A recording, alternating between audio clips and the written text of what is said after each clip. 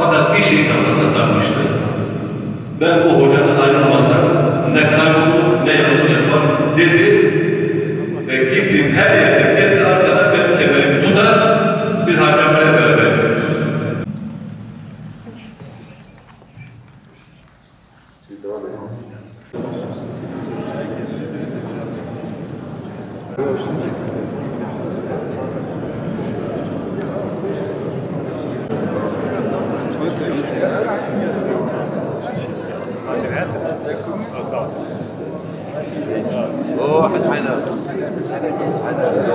Bilindiği gibi hacca gidecek olan hacı adaylarımızın seminerleri başladı Türkiye genelinde. Diyanet İşleri Başkanlığı'nın belirlediği bir zaman dilimi içerisinde bu seminerleri gerçekleştireceğiz inşallah. İlimizde de, Bingöl'ümüzde de bugün hac seminerlerine başladık. Elhamdülillah çok ciddi bir katılım söz konusu. Biz bu süre içerisinde hacılarımıza bu kutsal yolculuk esnasında gerekli ne gibi hazırlıklar yapmaları gerektiğini, nelere dikkat etmeleri gerektiğini anlattıktan sonra yolculuk esnasında kutsal topraklarda, Mekke'de, Medine'de gidip dönünceye kadar kendilerine gerekli tüm bilgileri inşallah bu seminerlerde hacılarımıza vereceğiz. Bizim hacılarımızdan istediğimiz, istirhamda bulunduğumuz tek husus bu seminerlere dikkatli bir şekilde katılım sağlamalarıdır. Eğer katılım sağlarlarsa eminim ki çok ciddi faydalar sağlanacaktır. Bununla birlikte biz hacılarımızın din görevlerimizle, hacılarımızın birbirleriyle kaynaşmalarını sağlamak için de ayrıca rutin toplantılar yapacağız ve inanıyoruz ki hacı adaylarımızın daha doğrusu bugünden yolculuğa çıkıncaya kadar, tekrar dönünceye kadar kendilerine çok ciddi kolaylıklar sağlayacak, çok ciddi pratik bilgiler alacaklardır. O nedenle ben bu seminerlerin tekrar hacılarımız için, aileleri için, Bingöl'ümüz için hayırlı olmasını Cenab-ı Allah'tan niyaz ediyorum.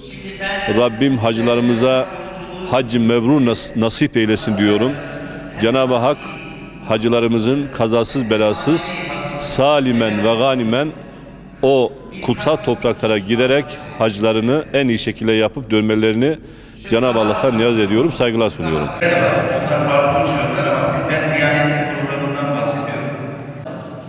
Valizimize almayacağız. Bu çok önemli bir husus. Şimdi buralara tek tek söyleyeceğim.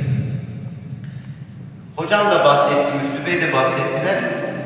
Şimdi evvela hacca gitmeden önce, ben de şahsen hacca gitmeden önce gidip bir check-up yaptırdım. Şimdi check-up deniyor.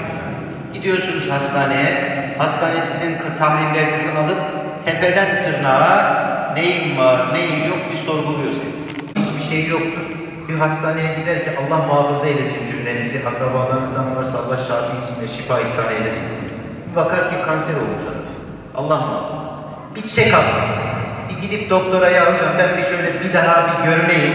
Beni bir bakın, bir tedavi edin, bir şeyim var mı diye bir görünmeniz elzem. İkincisi menenjit aşısı. Bunu biz, değil mi Sıddık Bey?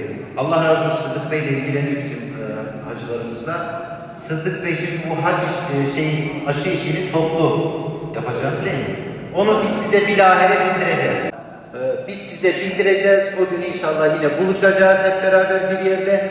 Aşılarınızı yaptırıp kartlarınızı size teslim edeceğiz. Anlaştık mı? Anlaştık. Aşı bu. Aşı kartını alacağım hocam ne zaman alırım? Bunu artık sormayalım.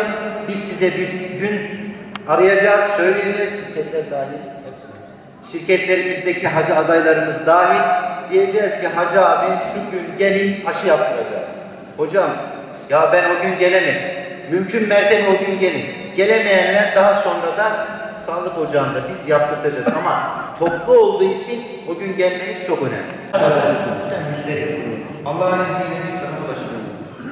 Ve bunun raporu varsa raporunuzu da almayın.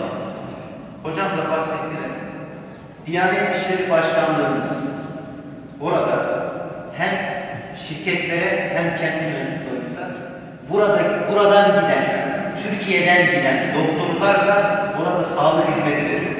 Eczanemiz var, ilacımız var, sizi otelden alıp hastaneye götürecek aracımız var, başımızda gelecek hocamız var, orada size hizmet edecek hasta bakıcımız var, hemşiremiz var, doktorumuz var. Elhamdülillah orada biz teşkilat olarak her şeye varız.